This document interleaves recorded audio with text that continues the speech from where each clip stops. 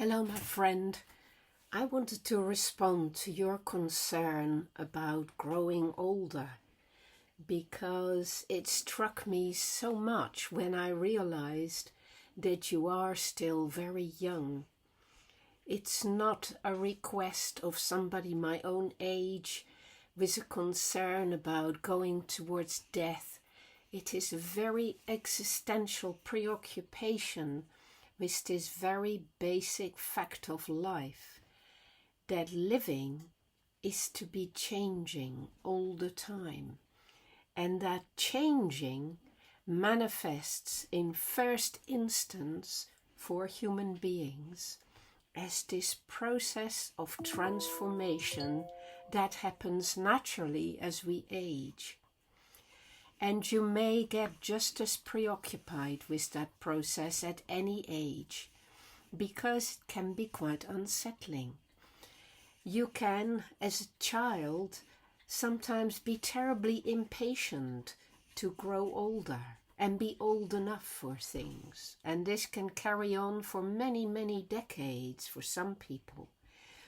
But there are also some who begin to worry about growing older from a very early age, maybe from 18 or 19 onwards, and dreading turning 20 and then, finding it a catastrophe to be turning 30, let alone coming to 40. To me, at the age of 73, well, I'll be 74 this year, I find it quite extraordinary when I think back to those concerns, because of course 20 seems like childhood and 30 seems like just the beginning of your blossoming, and 40 seems like the first step into proper maturity.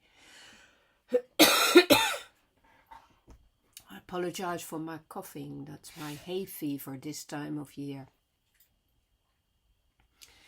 So, aging, my friend, is what makes you human.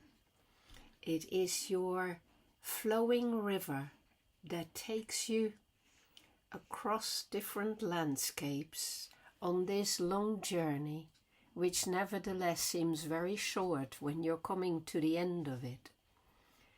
So, my observations tell me that the people who are concerned about aging are people who feel they haven't used their time very well, that they haven't made the most of the years they have had, or that they ought to be further along the journey somehow. But it is clearly not like that, my friend. You are exactly where you are on that journey. And it doesn't matter where you are exactly. What matters is that you are where you are, and not somewhere in the past or somewhere in the future.